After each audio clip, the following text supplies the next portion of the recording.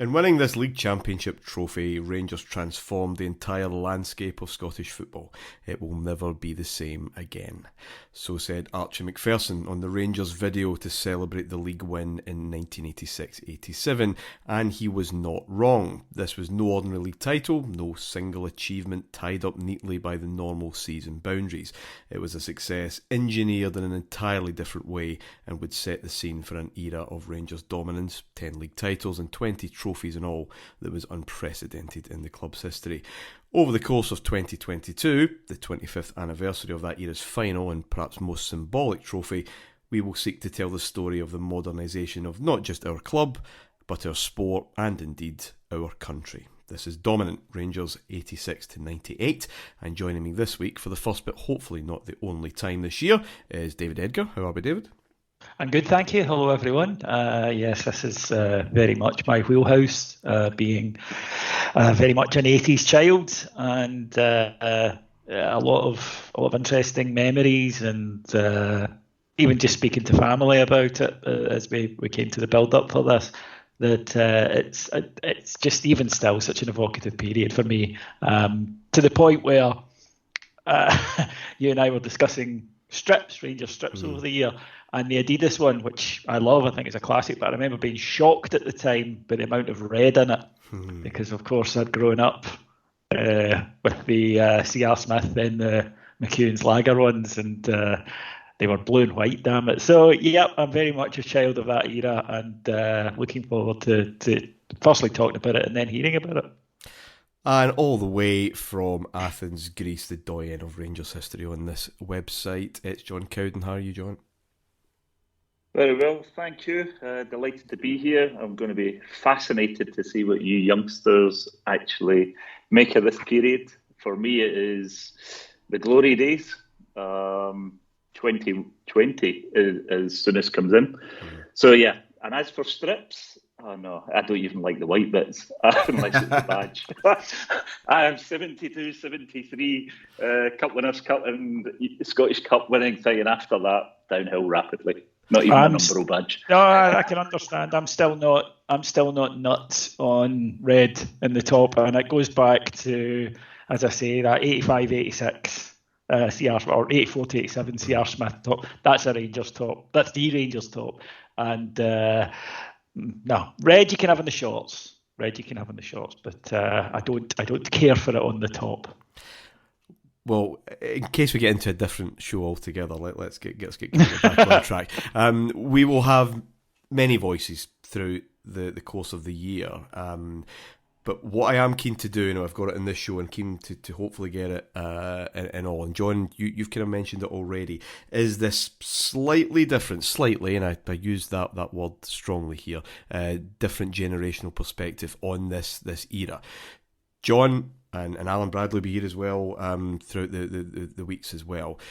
You had suffered, but you'd also had success. You'd known that treble winning side of the 1970s, of course. You could remember, however faintly, European success. David, you're slightly older than me, but not by a lot. But even then, you know relative famine, other than the League Cup, which was the kind of only succor that Rangers were getting for a few years. But you were introduced to Rangers as a club in a bit of difficulty before the Rangers revolution took hold. I speak from this being the absolute year zero. My first memory, as I've mentioned on many shows before, was Souness' arrival. And as I've mentioned and written about before, I was nearly an adult before I experienced a season without Rangers waving silverware. And it obviously comes at the end of this period. So I think those different perspectives are fascinating, and hopefully that will come through in the shows this year. This is a prologue.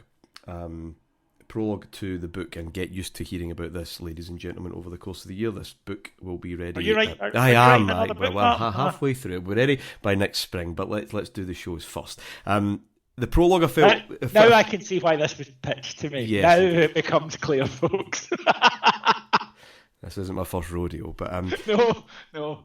But the prologue, I felt was important, and when I was writing it, three decisions, some inside Rangers wheelhouse, some outside, I feel, my thesis would be, are essential to this Rangers revolution turning out the way that it did. That without all of them happening when they happened, I don't think you see Souness coming through the doors of the Blue Room, and I'm very interested in getting your thoughts on those.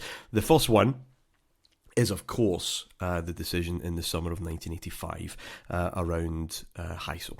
The Heysel Stadium disaster, of course, in that European Cup final in May 85, 39 Italians killed between Liverpool and Juventus at that game, hundreds injured. And the final straw for UEFA in terms of English football hooliganism that had been going on for the best part of a decade throughout Europe. Countless issues, countless situations in club football. The national team that were untouched, of course, had their troubles as well in the early 80s.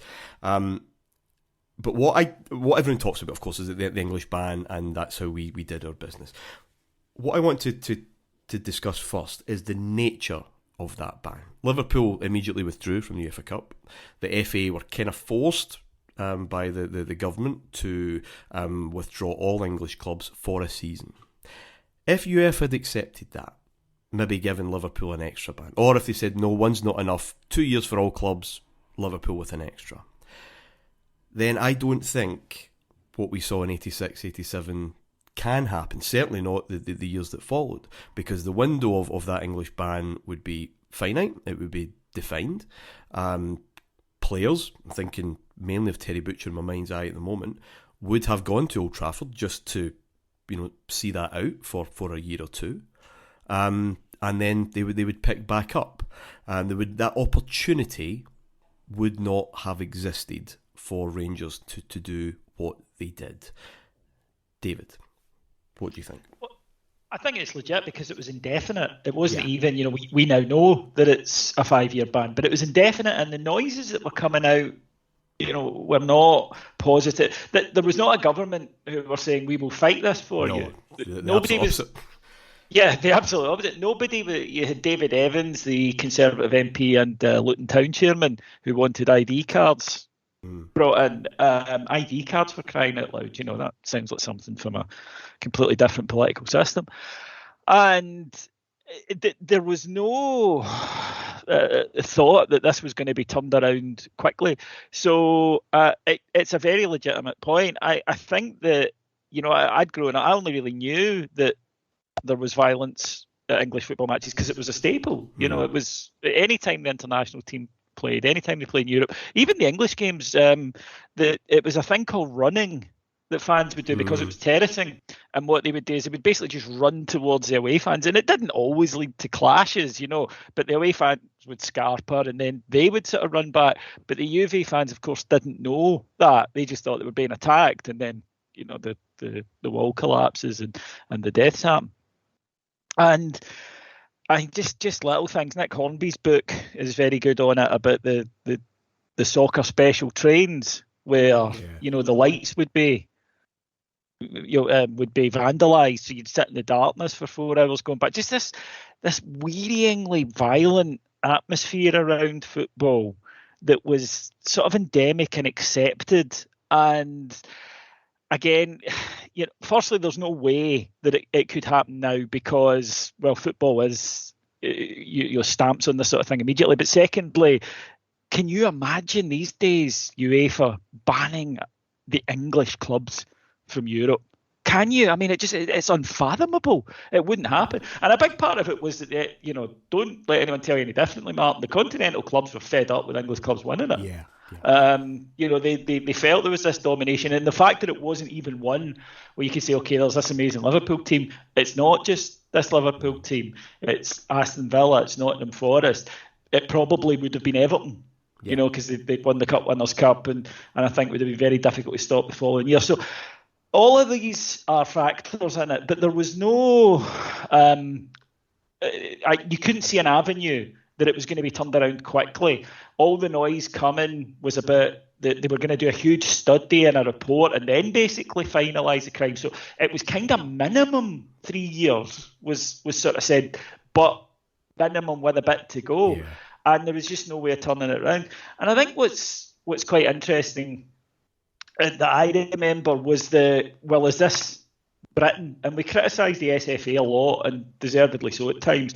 But the SFA, whether or not you agreed with decisions back then, and there was a lot of times we wouldn't, they had formidable people at the helm. It was Ernie Walker, it was Jim Farry, and these people were incredibly arrogant, but they fought. David Will from the SFA was on UEFA's executive committee at that time, and he was very quick to speak the day after Heysel, say that we're just heartily sick of this this whole hooliganism issue. So you're absolutely right, David. Scotland did have a representative. We'll come back to Scotland in a moment, just in terms of how we were subsumed into that.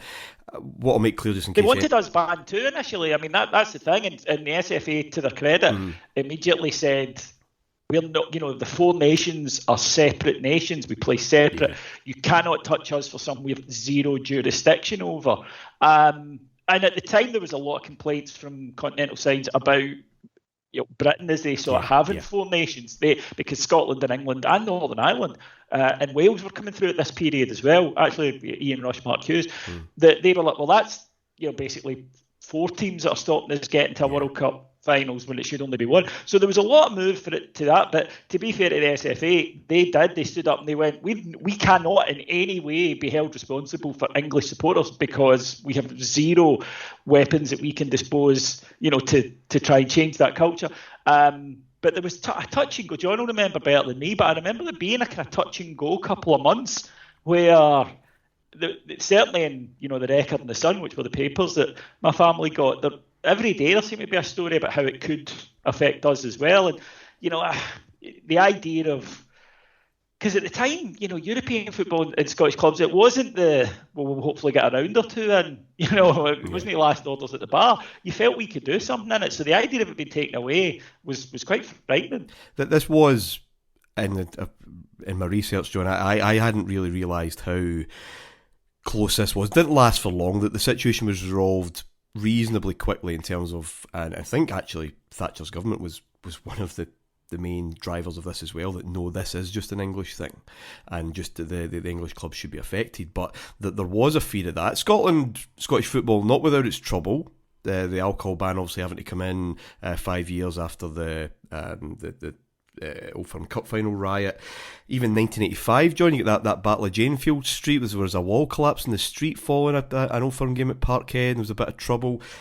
That wasn't us. That was them. And we can't be held responsible for Parkhead falling down, for goodness sake. No, that was a riot between Celtic fans, probably put down between Celtic Jakies and Celtic casuals, who really had a real friction between them on the night that we came back from a goal down with 9 men after the shits. That's what caused that one. But the Old Firm, 2 British teams were involved in trouble that season, 84-85. Scotland dodged the bullet. Yeah. Rangers, Bohemians. Yeah. Celtic, Rapid Vienna. Yeah. Yeah, exactly. So we're not whiter than white. Scottish football is not whiter than white at this moment. Belgium, understandably sensitive. I think that's fair. Yeah. Banned all British teams for 2 years, including school teams. Your Scottish school team couldn't go to Belgium. Now, Scotland were due to play Belgium in a Euro 88 qualifier in 1987, so that had to be kind of sorted out, and it was. Rangers immediately pulled their 1985 pre-season tour of Germany. We were supposed to play 1860 Munich, Karlstad, Saarbrücken, and we just chucked it very quickly after Heysel. Jock Wallace says, if we don't go there can't be any trouble, which very succinct but very fair. So there was this fear that we would all be subsumed into this, but it was made clear eventually that this would just be an English thing. My point is about the indefinite nature of it. Again, this lasted for years. Now, the FA would try to be optimistic, and they would say, I think we're maybe just turning a corner, because UEFA would not put any date on it. They would just say, we'll just keep reviewing it, and things maybe looked better, and then it would be England national fans that would be a problem. Even something like that 150-man brawl on a ferry between Manchester United and West Ham United fans going to pre-season friendlies. They were still allowed. Then, of course, some trouble at Euro 88 as well. Something would always happen. So much so that on the eve of Italia 90, Lennart Johansson, the UEFA president, said that about a 10% chance that English clubs would be back in next season, 1991. And then things changed, because 9th of July, just after the World Cup final, they were brought back in. It was said that the only violence was winning by keeping them out. And I think that was maybe more to do with what happened on the field that summer. England won the Fair Play Award. You get the Gascoigne humanity, Robson's humanity. And that meant that Manchester United were going to the Cup Winners' Cup, and Aston Villa would take the one UEFA Cup slot that the English clubs had gone, because they'd lost all their coefficient, which meant the standby club, who were going to take that just in case English were banned again, had no European football that day. 5 points, if you can remember who that was. What year was this? 1990, 91. But what happened was no one ever knew. Was it Celtic? It was Celtic. Celtic were due to take yes, that. I thought so. They were due to take that standby slot, but That's then right. English were back in, and they had to put their passports away and had nothing. So, is that contention fair, John, that without this indefinite, open-ended ban, where the top English players seriously had to consider where they spent their career, with no end in sight, that it would be nigh on impossible for Rangers to do what they did from 86 on? It's absolutely. There is no doubt. If there isn't that window of opportunity, you certainly don't get Butcher. You might get Woods. You would maybe get some of the lesser acolytes. You wouldn't get Butcher. Going to Man U's an interesting one, because they were dreadful. Actually. You wouldn't, and even a couple of years later, you wouldn't get Stevens. And I think one of the interesting thing about Stevens and Steven, etc., these guys, Ray Wilkins, another one, Terry Butcher, 1981 UEFA Cup final with Ipswich. Okay, they didn't win, but they did win, didn't they? Actually, they did. They did. It was the Dutch team. Yeah, the Tess, I think. But yeah, they did. So he has experienced Trevor Steven and Gary Stevens, the Cup Winners' Cup with Everton. Yeah. So sorry, just to back up John's point, it wasn't a case of, I think that these guys who tasted it, and kind of growing up in an era where English clubs would expect to win these medals and took it seriously, and it was a mad obsession for them. It wasn't, we all know about Clough's obsession. The reason he goes to Leeds, I can win the European Cup. They saw that as the elite pinnacle level for these guys. They would have gone, previously before to Italy, and I think that back then it wasn't common for Brits to move abroad. It generally didn't go well when it did. We all remember Ian Rush complaining about a foreign country over there. Yeah, and I think the idea of, would you like to go up the road, like a 4-hour drive, but it's, the same TV and the same food, and you'll still get this good money, and you don't need to go to Italy, and you're still allowed a pint, all of that kind of thing was hugely important. But I agree totally with John. We might have got guys who were younger and a good offer, all that kind of thing. But the guys who wanted to win these things, they would have gone abroad because they wanted to win European trophies. It was a slightly different era where, again, I was doing some reading for this, Martyn, and I read the splendid book I recommend to everyone, Peter Reid's Everton Winter Mexican Summer, his diary of that first season after as the European ban was coming in. And he said that he got an offer for an extra 150 quid a week, which doesn't sound like a lot, but it was like a sixth of his wage, And he said, but I'm staying at Everton because I can win things here. The money, you couldn't get Qatar in those days because people wanted to win things. Yeah. Yes, absolutely. I mean, it was an attraction of winning things because you weren't going to make life-changing money between certain things or another. It was... Abroad wasn't really done. It was more difficult, plus wife and family. People wanted to win. There was more of a Corinthian spirit and more of a naivety. I don't know what you would. We certainly would never have been able to sign current English internationals, as David rhymed them off there. No, you might have got other English players or whatever. You wouldn't have got current English internationals leaving England to go to Scotland. And I don't think we'll ever see that again. You wouldn't. I don't think so. Okay, so there's an opportunity there. That opportunity exists from 1985. No one is exploiting that. There's no other club in Scotland going, oh, wait a wee minute. We can offer this, we can offer that, because the vision does not exist. My second decision made in late 1985 is internal. It is within the walls of Ibrox, if you like. And it centres around our board, which from reading, and I'd be interested in especially your thoughts, John, the kind of media narrative about the Rangers boardroom was comedic, and it was something like Dallas, that people were coming in and out. It was like musical chairs. Somebody had a high position, and then they'd be removed and they'd be back again later. There was a general feeling that people wanted to be a director of Rangers because of the status that they would have socially in business circles, rather than any kind of drive to make them the best team in the land, regardless of what they might say in public. And like most clubs at the time, you had a lot of power blocks.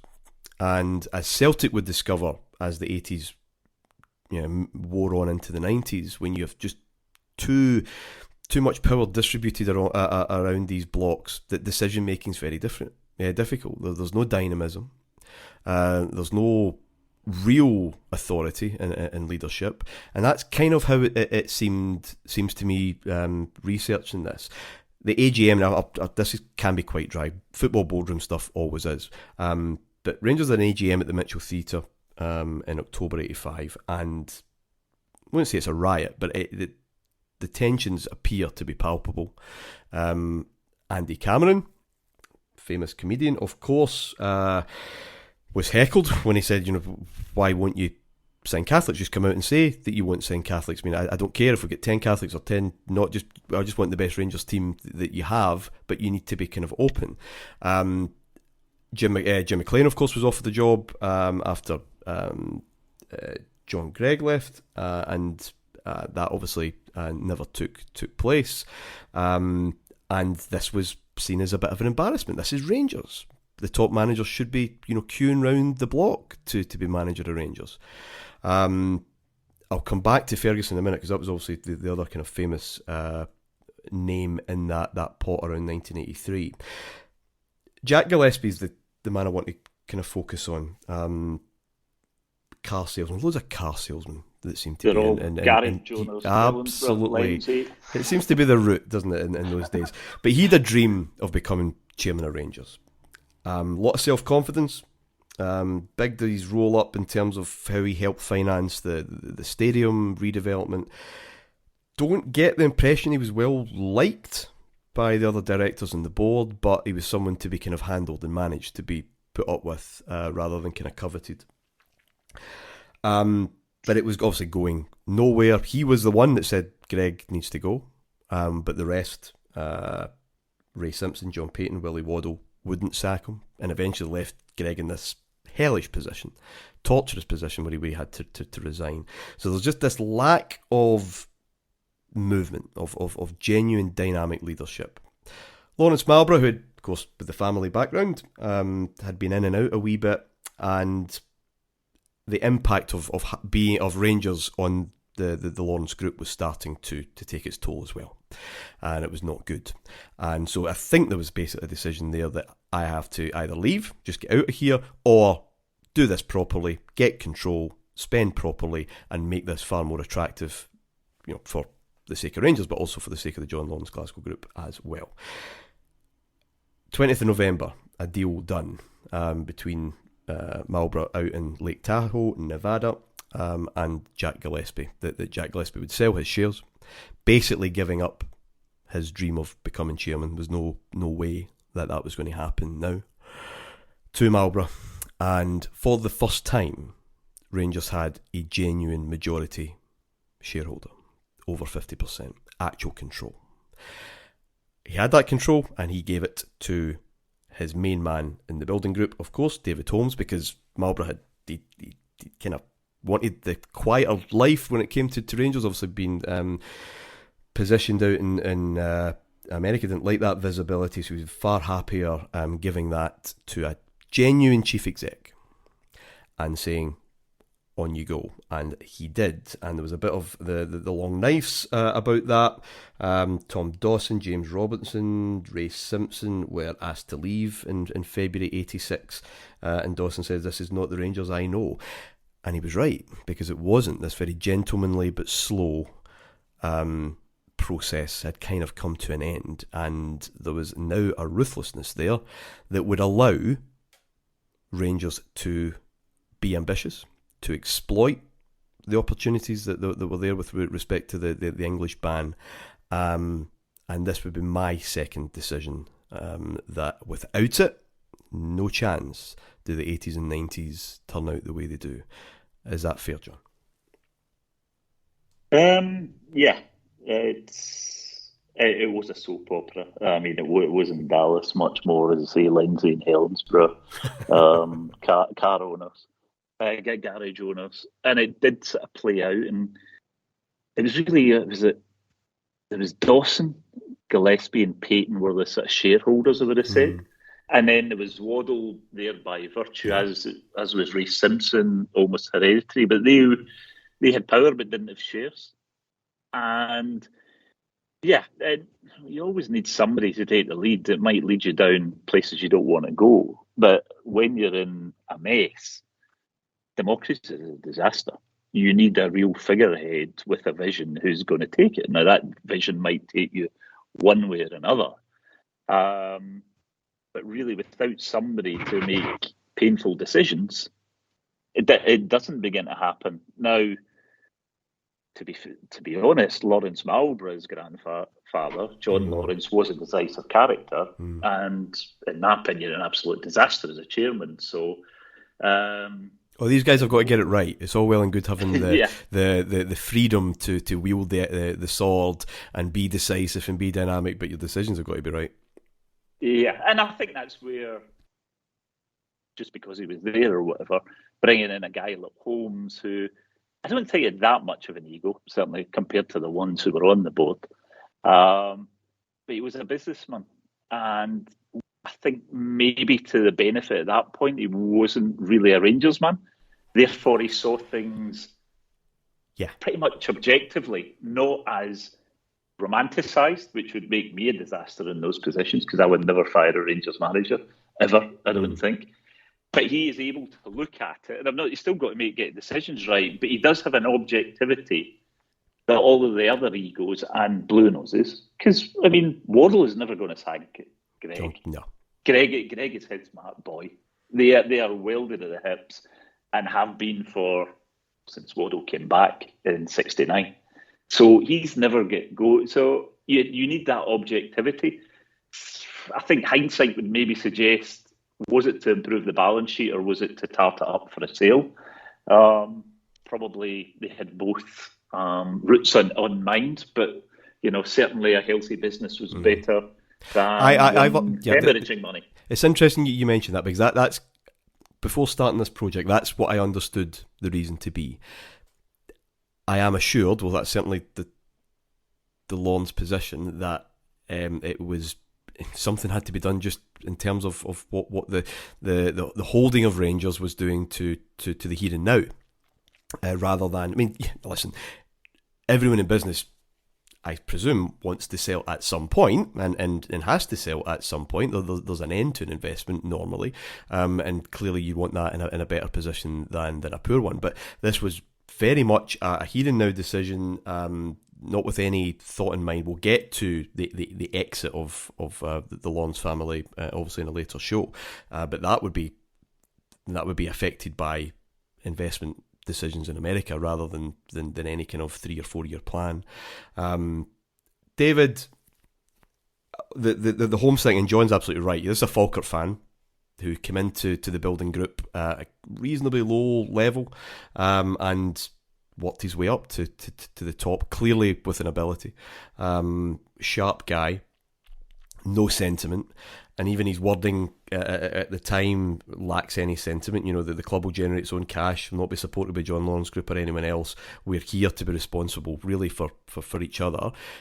Bringing in Freddie Fletcher, the marketing guy from John Lawrence, specifically with a remit of generating that kind of extra cash, not guys through the door, but you know, hospitality boxes, corporate revenue, something that was not unheard of, but it was certainly not exploited the way that it could be.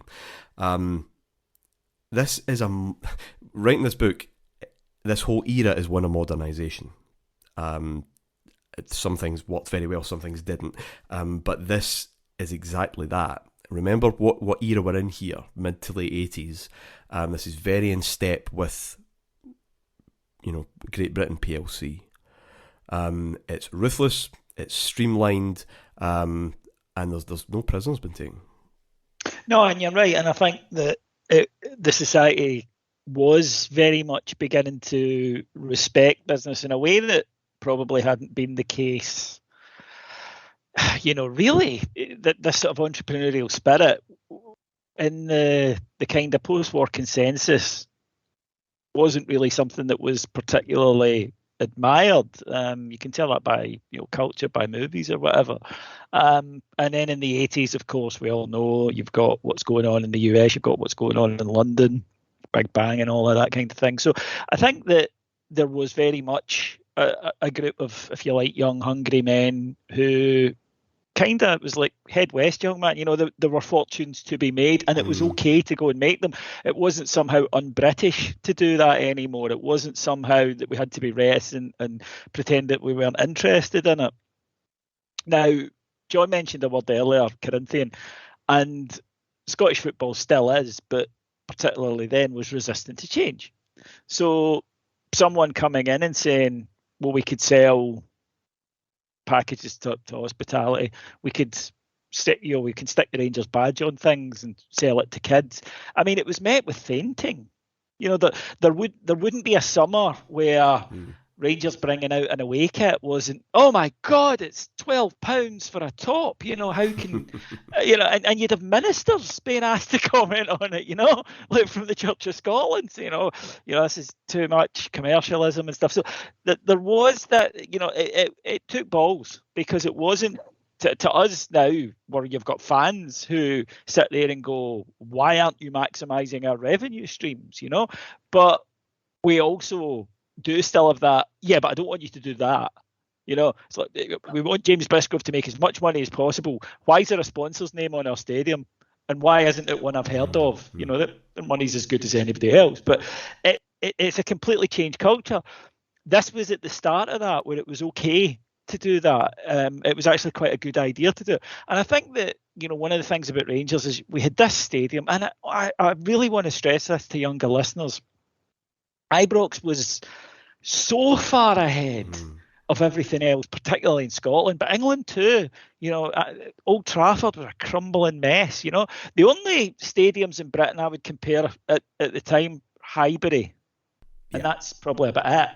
You know, where it was a properly maintained and well and modern. Our stadium looked fantastic, looked incredible, and we weren't doing anything with it. You know, we had this stadium, and it was sort of like, well, the stadium's built, and nobody kind of thought, right, well, can we maximise this? Can we get, if you like, almost set up the kind of space age centre? And then we were running about with the wooden toys. And David Holmes came in, and he did something that hadn't really been done, which is that, well, marketing. Nobody had really, you know, that was a dirty word in football. You know, marketing would be generally an ex-player who would sell raffle tickets. That sounds like I'm being absurd. I'm not. That is what clubs' commercial directors would be. It'd be an ex-player, and he would run raffles in the odd dinner dance. It was bowling club. Yeah. And what David Holmes did was he came in and he said, well, actually, no, this is a big business. There's a lot of money flows through this business, and we're going to treat it like a business. And that means that we hire the best people and we provide the best service. I also think, though, that David Holmes had a wonderful understanding that although you could apply business practices to it, it was still football, there was still a lot of emotion. It was a different type of customer base, and more importantly, that things could fluctuate based on results. That you couldn't make the same 3 to 5 year plan that you maybe could in a normal business in a more stable field. Things could change Saturday to Wednesday, and he understood that. And I think that was something he doesn't get enough credit for, because how many times since, subsequently to this day, do you see someone coming in who have a lot of money and they buy a football club at whatever level and they say, well, I'm going to improve this by running it like a business, right? And then, they don't take into account, yeah, but you just lost 2 matches you didn't expect to lose. He did. He got that. He understood that there would be fluctuations. So that he was much more, to use a wanky modern business term, he was much more agile, Martyn. Yeah. No, he knew. He knew. He had his long-term vision, plan and goal, but he would accept that things might need to move around a little bit. He was so prepared for what he was going into, and I don't think he gets the credit for that. No, I don't think he gets the credit for quite a lot. Okay, he was a humble man, or he came over. He was. He did come over that way, and that touched us in a way that Souness, I don't think he was ever really one of us. We loved him and all the arrogance, but that really wasn't us. I mean, before Souness came, everybody in Scotland thought he was a smug prick. I mean, literally. But Holmes had that almost Walter-esque kind of reassuring, which was huge for us. And then going back to marketing, you laugh at this one. Of 85, STV want to televise a live game. Yeah. And they announce it's going to be the Old Firm game, November 85, and both Rangers and Celtic say, no, it's not. You can have a live game, but it's not our game. And the TV, football goes off the television from November to March 86. That's right. And the first game back, live, Aberdeen in the title run in. Hearts Aberdeen. That's it. Hearts Aberdeen, one each. And I remember and it was front page news. And again, this is what I mean. Okay, so in a couple of weeks we're going to talk about the first Old Firm game of 86-87, which was on the telly, and Rangers and Celtic had to have their arms twisted up their backs to agree to that. They were not happy because television was feared. Same in England. The huge issues that English football had of selling their game, of improving their game, of not having it in slum stadiums.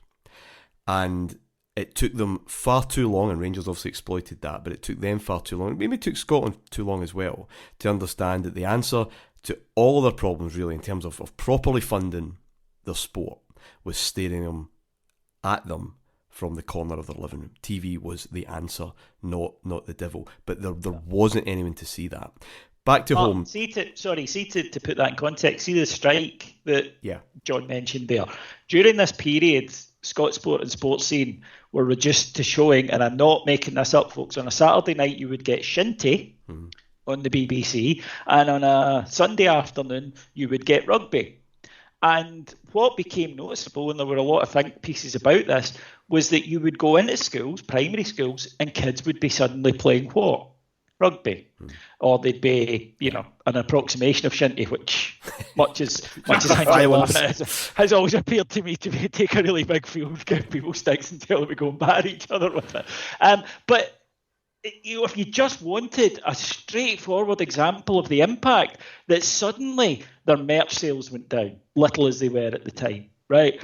And kids did start, and suddenly these teams like Melrose and Jedburgh were starting to get attendances that they hadn't got before. And it seemed counterintuitive to Scottish football. That's exactly what it is. But all that was counterintuitive. Instead of realising that what telly does is beam to the living room the attainable or the aspirational. I want to be involved in what people are talking about. 100%. And that's it. They couldn't get England, around that at all. No, none could. Let's get back on track. Because Holmes has this power, and on the park by February 86, I think it's safe to say things are not going well, or too well at all.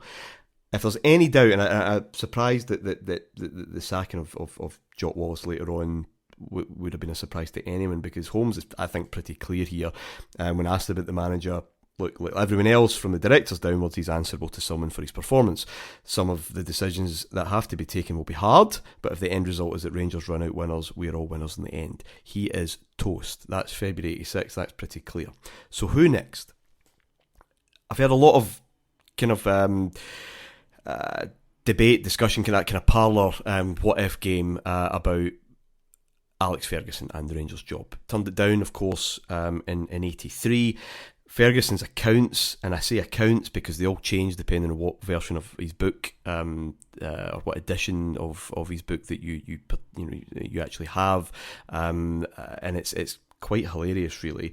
The religious issue has been a narrative that came a wee bit later, because in Ferguson's first book, A Light in the North in 85, he was furious about the suggestion that religion had anything to do with his decision to reject the Rangers job, because he heard on Radio 2 driving home that Alex Ferguson will be manager of Rangers tomorrow and his first signing will be a Roman Catholic. And how dare you? Now, Michael Crick, very good biographer of Ferguson, puts that rage to two things.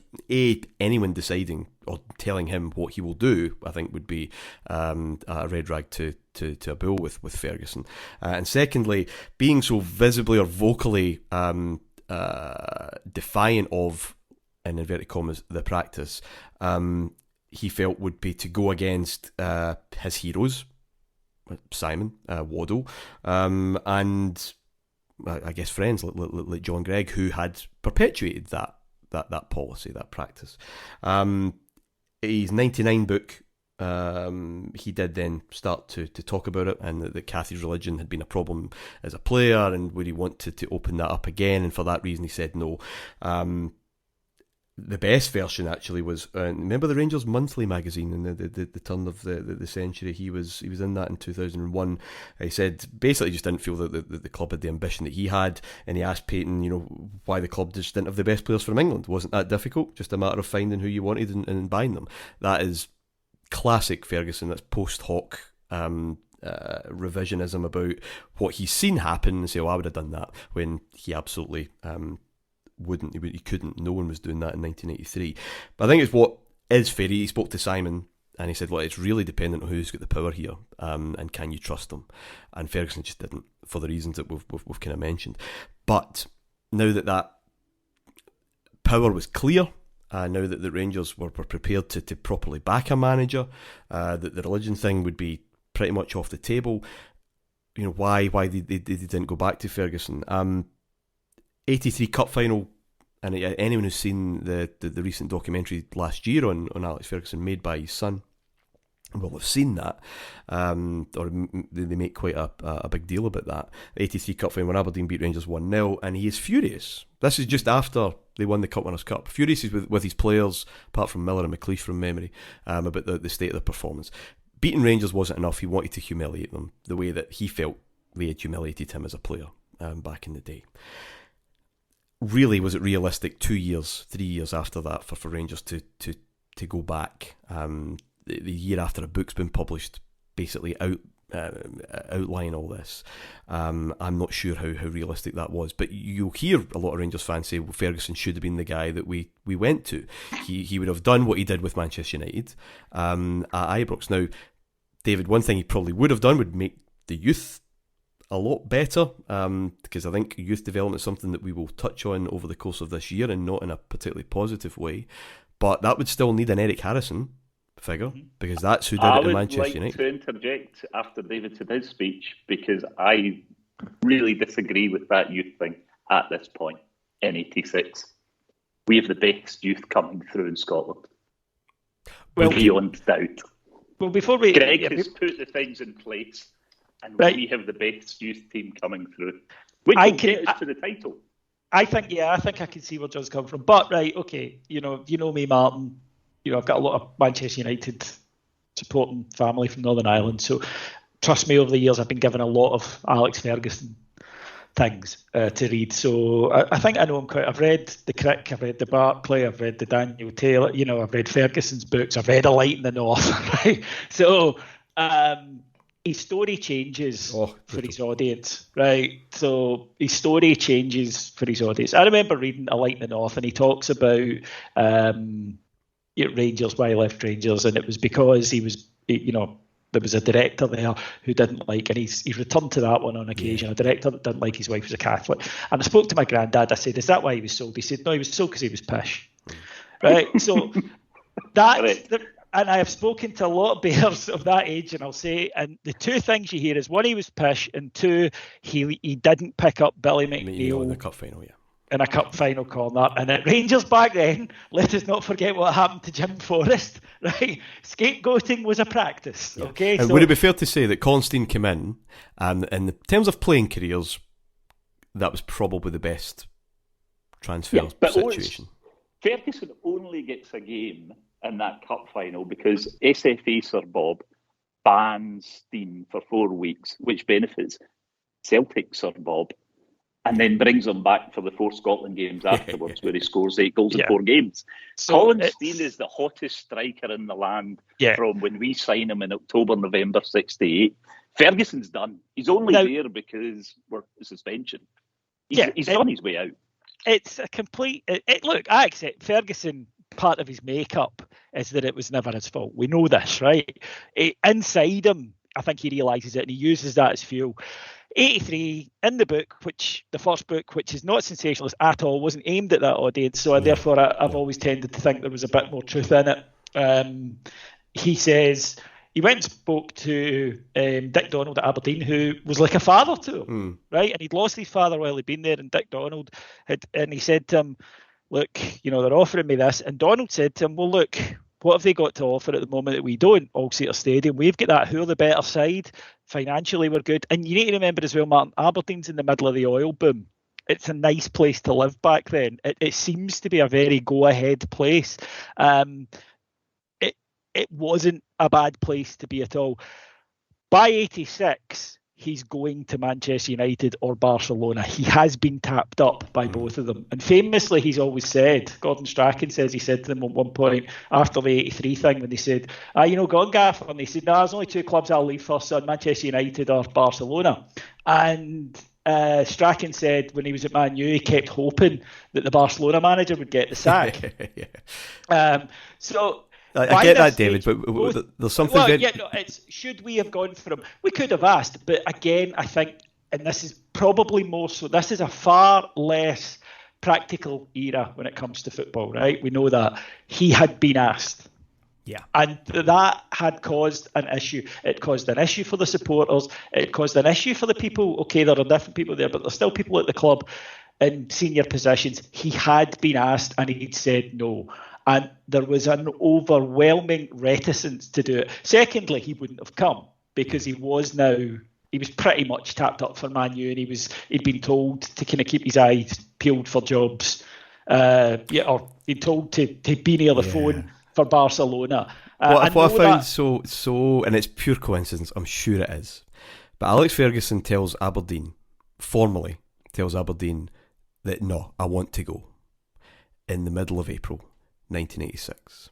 Is there anything else that happens in the middle of April 1986 that might have just that's the time he formally says, I will be leaving soon. I think he realised that it was the end of that era. Yeah, I think that's probably while I don't think we've any doubts that he could have rebuilt another good, because there's a lot of the guys for that first era there. Stuart Kennedy had to retire.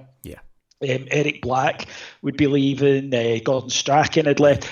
There was talk at this time about McLeish going down south quite a lot, So he could have rebuilt a very good Aberdeen side. Probably would have won a title or two. There's no doubt about that, right? But he didn't want to. He wanted to go and try something else. He had itchy feet, and like a lot of people, he'd outgrown the Scottish League. But that's the reason why. You could ask Jim the Jim McLean question. Could it be, John, that his light had dimmed a little bit since 82-83? I think you hit... I mean, Ferguson and McLean are two different. I think McLean has dimmed to a degree. 83 is his high point. I mean, he only wins trophies at Dens Park. But really, we have no respect for the D United as fans, because they are our bitches.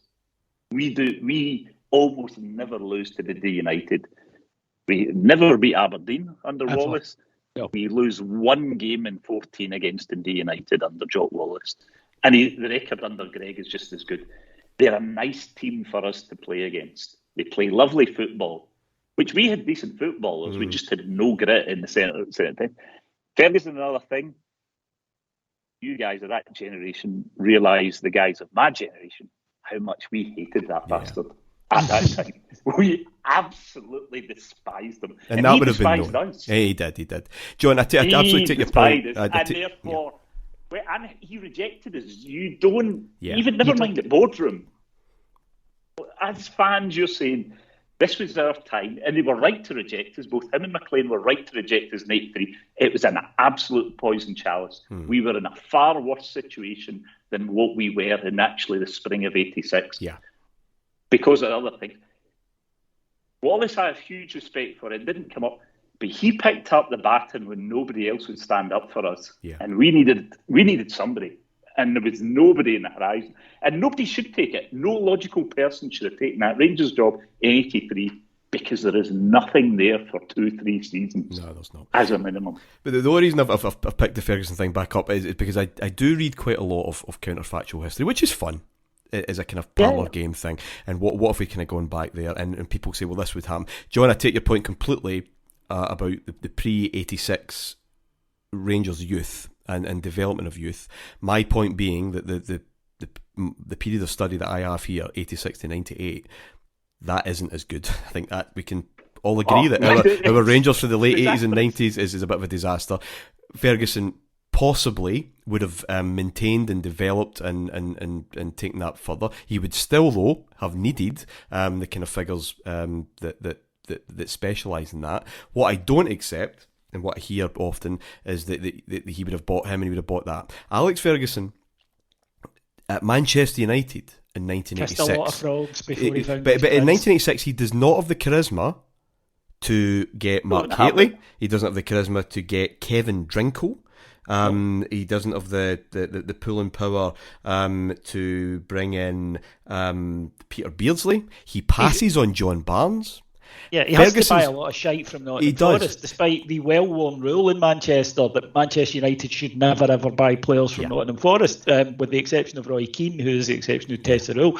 Look, I think that, see, to me, and this is where I think the generational thing comes in. John mentioned there, Aberdeen fans. My dad hated Aberdeen, hated Alex Ferguson, hated how fucking uppity they were. See, to me and to the boys at my school, and I hate to say it, folks, if that sounds sexist, it was just boys at my school who liked Fitbus, so blame co-winning of the 1980s. It wasn't the most go-ahead society, but see, Aberdeen to us could have been like Real Madrid, because they always hammered us. They didn't just beat us, right? The idea of going up against Aberdeen and being able to overtake them, we'll come to it in another show. You'll come to it, I might not be on, but that Souness victory against them, that to me was like, knocking out Bayern. That was more tectonic than the Old Firm game. Yeah. Oh yeah, I mean that was enormous, because I had completely grown up in an era where Rangers could not get near Aberdeen, and huge, soul-crushing defeats. That 1-0 game that you mentioned, the cup game, everybody was talking about how well Rangers had done after it, how well Rangers had played, and can you imagine now Rangers being getting beat 1-0 for Aberdeen and lauded as the in a cup final? The plucky go ahead. Oh yeah, the manager did well. That was it. Yeah, but he put Bobby Russell on Gordon. Yeah. He put Bobby Russell and Gordon Strachan. What a great! We were so unlucky. That would never happen now. And I think that culturally, to my generation, Aberdeen were like this thing, and it kind of stays with us for a few years. I don't think I start seeing Celtic as our biggest rivals till about 1996, because that whole there's a hangover there. Period. Yeah, there's and it's like the infection hasn't quite gone fully. Well, plenty of time to get into all that. That's as the fascinating, that one, because I'm the opposite. I see that period of 82 to kind of summer 86 as an aberration, because before then, but because I've lived through the 70s and even into the 80s, I arrived into United. Football. Yes. Yeah, I arrived into and I remember football. you and Hoggy saying when they beat Real Madrid in the Cup Winners' Cup how pleased you were. And I was thinking, listening to that, on my supporters bus, everybody was gutted. Maybe over the age of 50, we're a bit more Scottish. It was like, you get to. I do. Real Madrid. I remember, that, and I remember Dundee United getting to the UEFA Cup final, and me genuinely, Hearts getting to, I think, quarterfinals, Bayern Munich, quarterfinals, and genuinely wanting them to win. I can't say it was the same for Celtic. I did want them to lose. There's a line somewhere, isn't there? There's a line somewhere. Yeah, but okay. It's every other Scottish team. Yeah. Well, this is why I wanted this kind of generational input. My last word on Ferguson, because I hear it all the time, he would have done this, we've done that. 89 is the first time he is a good transfer summer. Gary Palliser, Paul Ince, Dennis Irwin, young players. So he's not, again, this notion that either the charisma to pull this, that, and the other out of hat doesn't exist. However, he wouldn't have got, even if he arrived in the summer of '86, he doesn't get Terry Butcher. No, he might get Chris Woods, he might get Colin West. He doesn't get Terry Butcher. Might get, though, is the only other possibility that you could have instead of Terry Butcher. It's Alec McLeish. Yeah. He's a standout centre half we need. We will get to the importance, the emotional, the footballing importance of Terry Butcher another time. We will have plenty of time to talk about it. But what is clear, and why this Ferguson thing is purely academic, is that obviously we sign a completely different type of manager. Now, September 1985, Graham Souness is in a Scotland camp in Cardiff. We won't talk about the game, but it's part of a documentary called Only a Game. This is where Only an Excuse gets its kind of parody title, that would go out in the run-up to the World Cup finals. It would be shown on telly in May and June 86. And he's asked about professionalism. He's never played in Scotland. And why not? He said, look, I'm a professional footballer who plays for money. I can earn a great deal more by playing outside of Scotland than I could in Scotland, so that's why I play football outside of Scotland. There's a pause, there's a grin, but I'd still like to be player manager of Rangers one day. I'd settle for manager. Jock Wallace, watch out. Now, this is obviously shown way in advance, and I've heard it mentioned that this is on the telly, and it sparks a thought in David Holmes' head. It's garbage. Souness is in place by the time this is aired. Holmes says that he was lying in bed one night and the thought crossed his mind of Graham Souness, player manager. Other fans, prominent Rangers fans, have said that they said the same in the pub in early 1986, trudging away from another dreadful and despondent afternoon at Ibrox. But my third point, gentlemen, my third decision, or my third argument, is that these thoughts would never, ever have existed unless Liverpool had done that with Kenny Dalglish in 1985. What is strangely appropriate in a kind of weird, macabre way, the BBC coverage of the 85 European Cup final, obviously the Heysel disaster, Souness is on it at Sampdoria at the time. Terry Venables is the other guest from Barcelona. And he says to Jimmy Hill, said, I don't think English clubs will be playing in Europe for a very long time, Jim, which was obviously quite prophetic. Their big story that night, and it's what they wanted to kind of shoehorn into their European Cup final coverage, was the very late news rumours that Joe Fagan was going to step down as manager of Liverpool, and the hot rumour was that Kenny Dalglish was going to pop up and step up as player manager.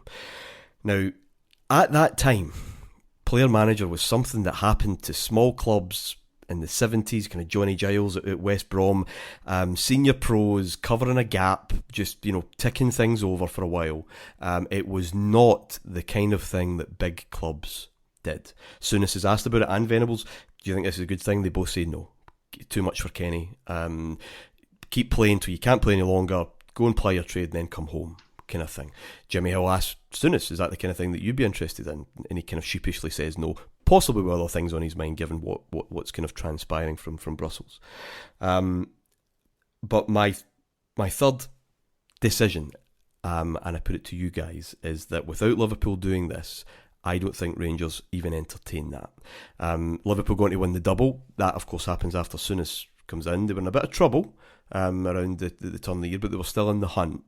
But Everton blew it. Completely blew it. Yeah, Everton lose a match at Oxford. Everton were the class team in that division. Yeah. But my point being, in the mid-80s, even so, a Liverpool idea was as close to a guarantee in football as you could get. It was ultra fashionable. Here's all the success that they'd had over the last 10 years. And if they're doing that, maybe we should do that. I do not think the idea of Souness as a player manager enters the discussion without Kenny Dalglish being appointed the year before. Am I wrong? Davey first. Well, right, okay. The Merseyside expert. Yeah, look, well, it wasn't uncommon, player managers. You're right when you say it was generally a smaller club thing, but it wasn't a completely wacko left field idea, which is why Liverpool do it. And Dalglish is you're right. It's fairly quickly he's moved into the spot, and there is a bit of transition that goes on, although it resolves itself by the end, and he actually scores the winning goal for Liverpool that wins the title at Chelsea in '86. But you're absolutely right. I think you're the stronger part of it. I do think it would have been considered because I think there was an understanding that to get a player of that stature, and other smaller clubs had used this, Martyn, that we can't tempt him as a player. We might be able to tempt him as a player manager. That was something where you kind of like, well, we'll give you 2 jobs and 2 salaries, incidentally. That would happen a lot as well. I guess David, the job at Ibrox and the job at Liverpool, these things are, the manager's job is huge. Oh, and that's why I don't think the notion of player manager at clubs this size is thought of. This is a small, and you're absolutely right. Can we get Johnny Giles in just to do this? Can we attract this? Can we just tide over because it's manageable? These are institutions. Yeah. But I think all I'm saying is that I think that the idea, that's where I'm maybe slightly different here. The idea may well have popped into their minds and it wasn't as crazy as it would be now. Now, you're right, they might still have gone, well, we won't do it, right, because it's too big a club. But I do think it would have been something that, maybe not specifically suited, but I do think the idea of a player manager would be looked at. It wouldn't have been automatically rejected by Rangers. However, anyone who thinks that half and half scarves are a modern thing, they're really not.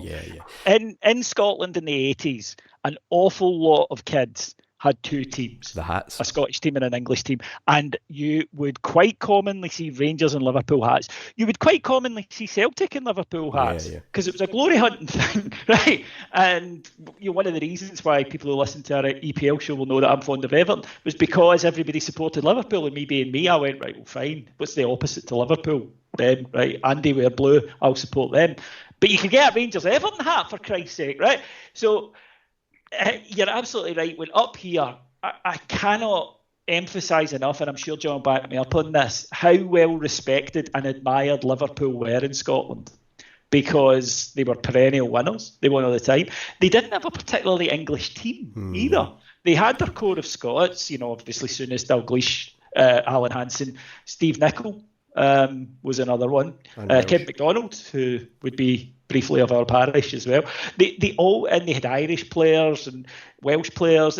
So they were seen very popularly in Scotland. And I think you're absolutely right in terms of if it's good enough for Liverpool, then it's good enough for us, would be a very convincing argument back then.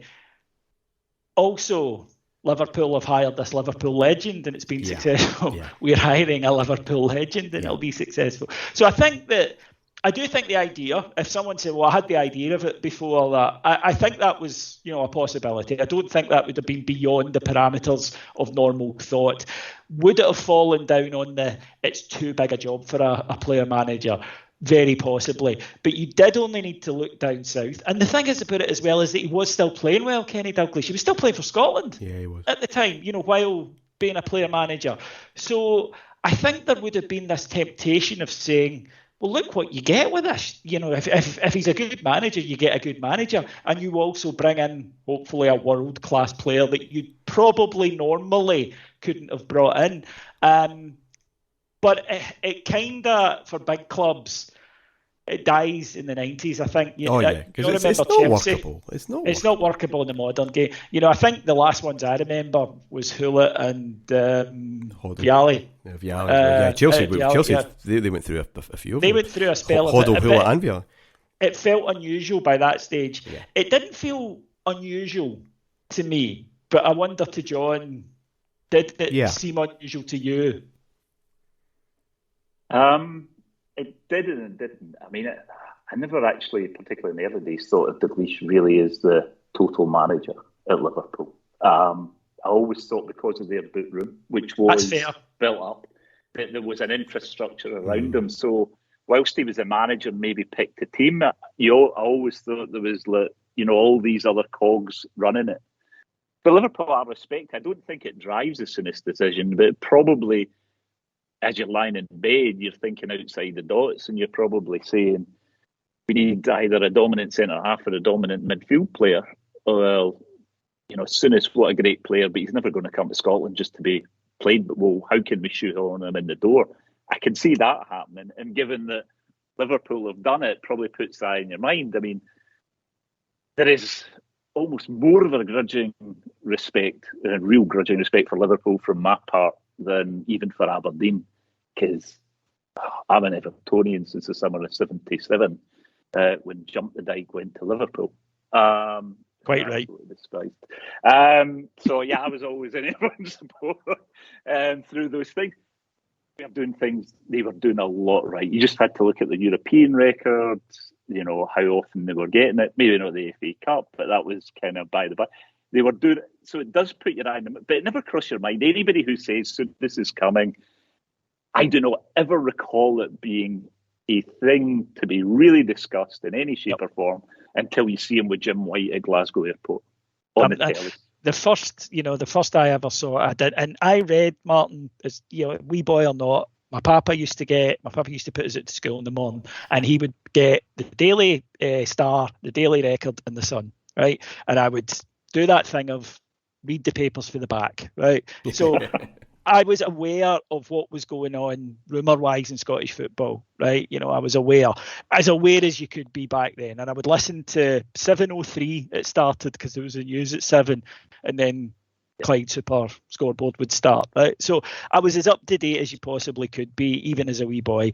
And it wasn't weeks and weeks of speculation. There weren't even the kind of somebody floats someone who's been given a tip floats an article to try and so he can look prescient in 6 months. There wasn't that.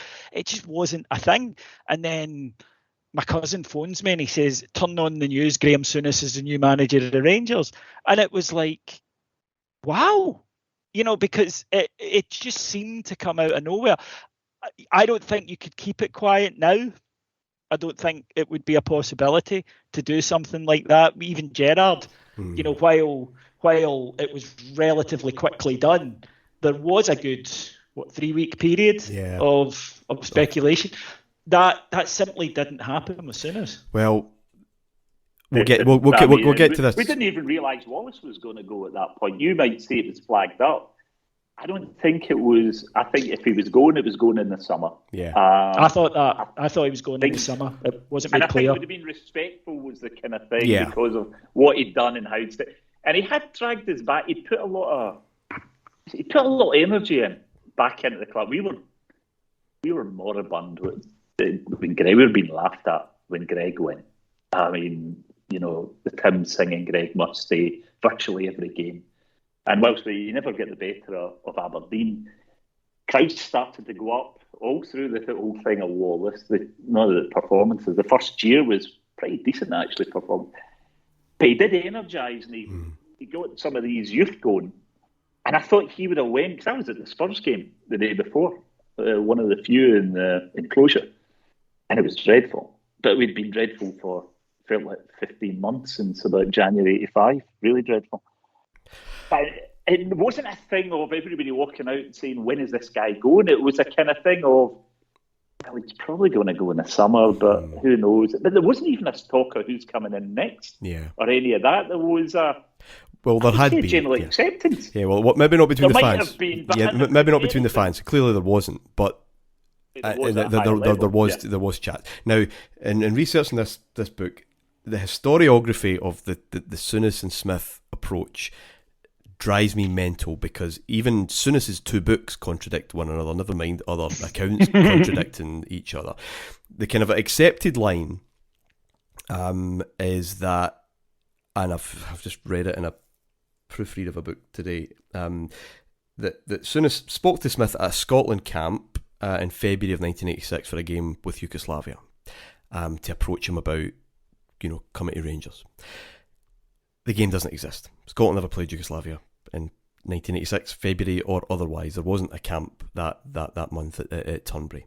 There was a camp at Turnberry in the March for the Romania friendly. That's the Kenny Dalglish 100 cap game, I think, in which they absolutely did chat about what's going to happen. But by that time, both of them were kind of verbally committed. Souness was contacted in the January. It came through Ken Gallagher, used to be the Glasgow Herald and the Sun. Said, look, you're going to get a call from David Holmes. So that's fine. They met Holmes, someone else from the board, and Souness met in a Mayfair Hotel in January. Smith in his book says that they met at Glen Eagles, or he met with the club, David Holmes, in February. But this is where Alex Ferguson comes back into it.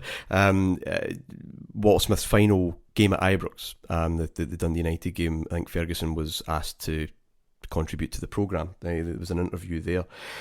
And he said, well, he first found out about it at the end of January. Scotland, because he was, of course, in charge of the Scotland team at that time, temporarily, with Walter Smith, his assistant.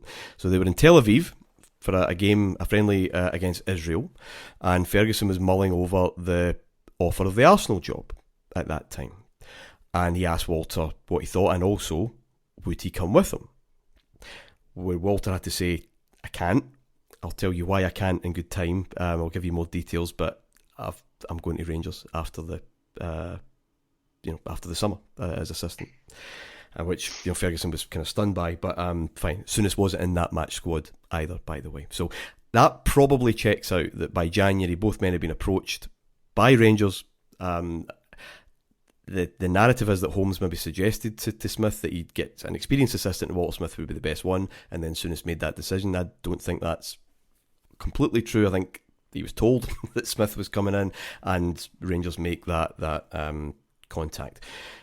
Very interested to hear, John, that kind of sense that things were just trundling along, probably going to change in the summer, because clearly there was panic and nervousness within the club, because a lot of the plans would be around attracting players for European football, and Rangers' participation in Europe in the following season was by no means assured because of the league position. So it was felt that things had to change now, and Jock Wallace would be sacked at the start of that week in April. That Spurs game that you talk about, again, I've read reports that Smith was there with David Holmes. Neither of them were at the game. They were at the Pond Hotel in the West End, going through or just formalising the deal. Smith said he signed it without even asking or remembering to ask how much he'd be paid. Such was his enthusiasm to do it. Compensation was agreed with Dundee United to get Smith in as soon as possible to see out the rest of the season, which we'll get to next week, because Souness couldn't because he was at Sampdoria. The actual reporting of it, again, is incredible. Jim White, who'd been out in Genoa to do a piece on the World Cup, but also a piece on Souness' life in general in Serie A, gets a call from his contact at Sampdoria. Said, your man, he's coming to Glasgow, he's coming to Rangers. This is life in 1986. Jim White on that Sunday night can't do anything with that until 5 o'clock the next day, because that's when STV has its next bulletin. So Rangers almost have 24 hours to get their story on this, in which they do. Campbell Ogilvie is there on the Monday morning, say, look, Jock Wallace has been his contract terminated. We've made an offer to Graham Souness of Sampdoria, and that's pretty much it. A lot of the journalists were kind of moaning, was that all we've been dragged here for? The following day, however, those grumbles would turn to gasps as Holmes opens the door, or asks for the door to be open, and in he comes, the next player manager of Rangers. John, what are your recollections of that day, the 8th of April 1986? I remember Holmes with I've got a lemon in my pocket. Just keep sucking it would be the thing. And Souness with a jersey at the tunnel, which up until then you kind of thought, but seeing them in the strip, you thought, oh, this is different in a huge way. And it made you gasp. I mean, as I say, I don't think Souness was ever liked in Scotland as a player. Respected, but never liked, because he was... Yeah, he was. I wouldn't even say in that Marmite character, because some people like Marmite. He just wasn't. He was just a bit too smug, whatever. But when you saw him, you thought, and it was big news. I mean, it was take the breath away.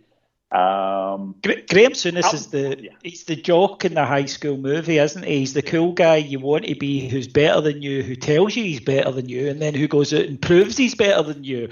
That's... And we all hate him. You all hate him. I find... We all want to be him, yeah. but we all hate him.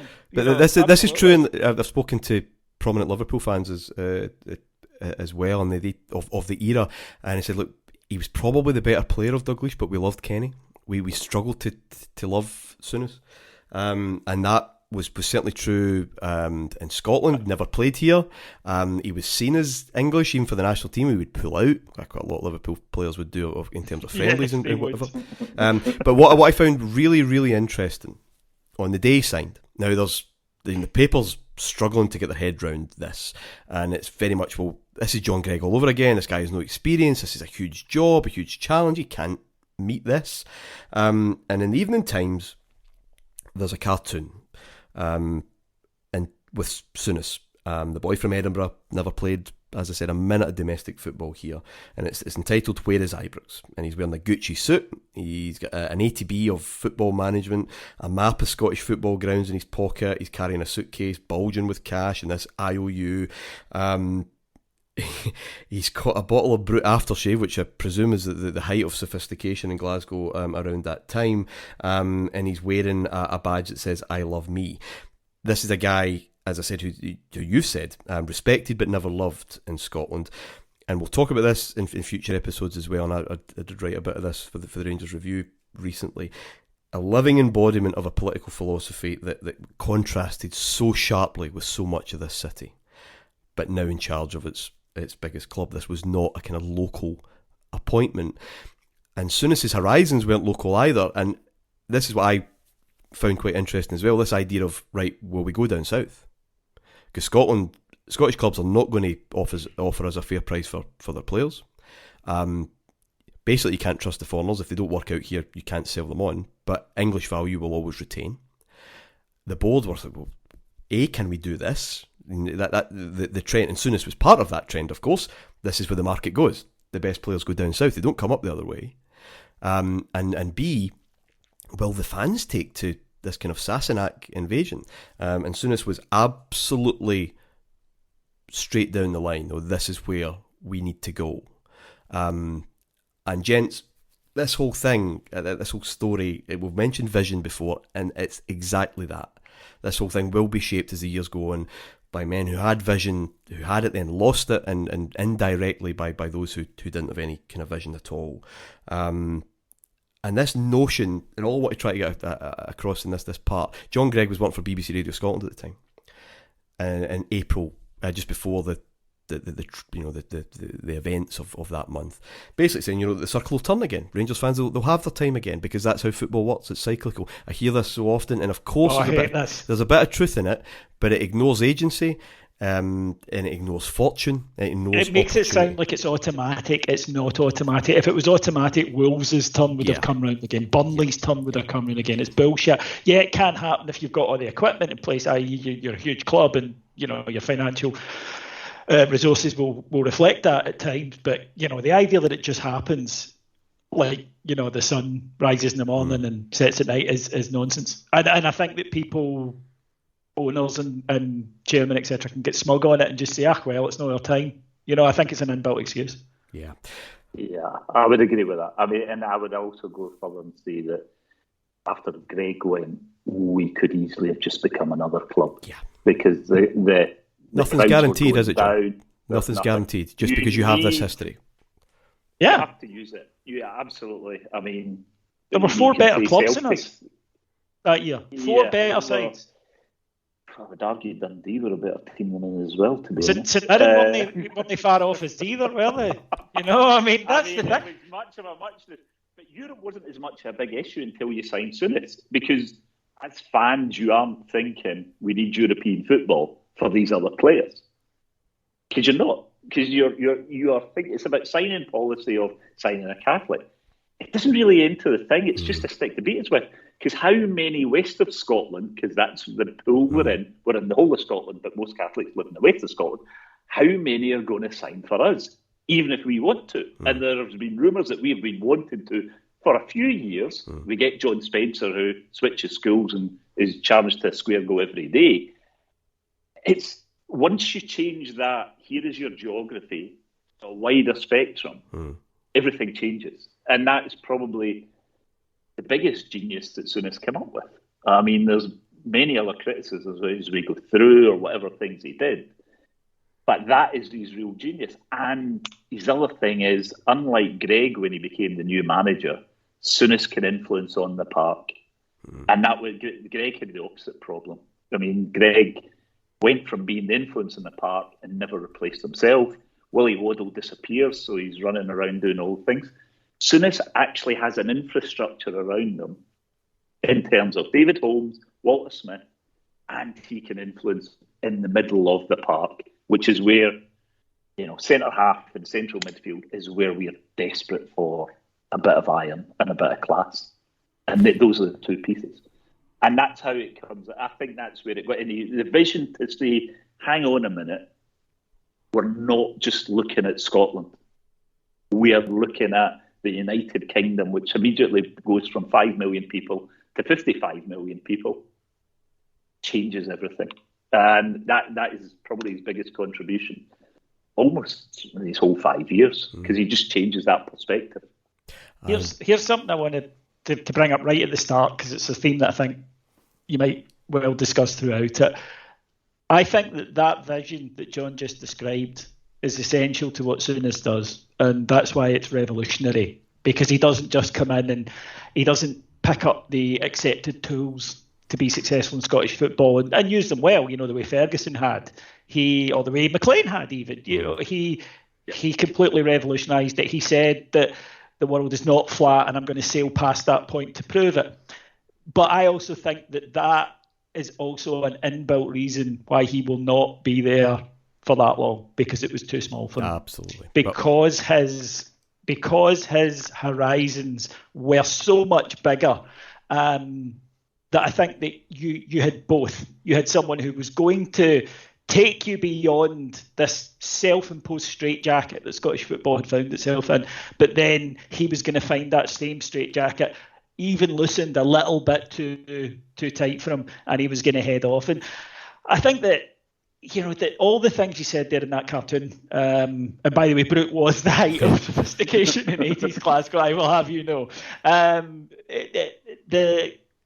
That insularity, even to a Scotsman, well, he's not a real one, is he? Because he's been in England since he was, 16.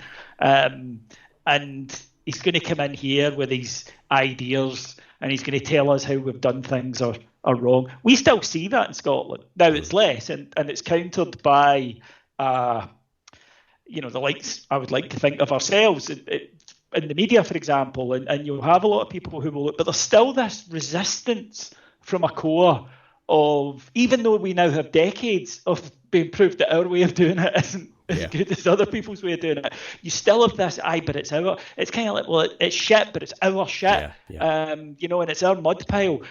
And I think that, in terms of maybe getting across younger listeners how far ahead of his time Souness was, here we are sitting, 35 years later, and it still hasn't completely gone away, what he was fighting against. It still hasn't completely eroded, despite litany of it. Just evidence upon evidence. And we will, throughout the year, I'm sure, go over some of the challenges that he kept bumping into, because it's those again who I keep going back to vision. Those who lacked vision in Scotland. No one else was making the opportunity or taking the opportunities that were there. Those who lacked vision in England for years to get their game in order created this mess in the first place.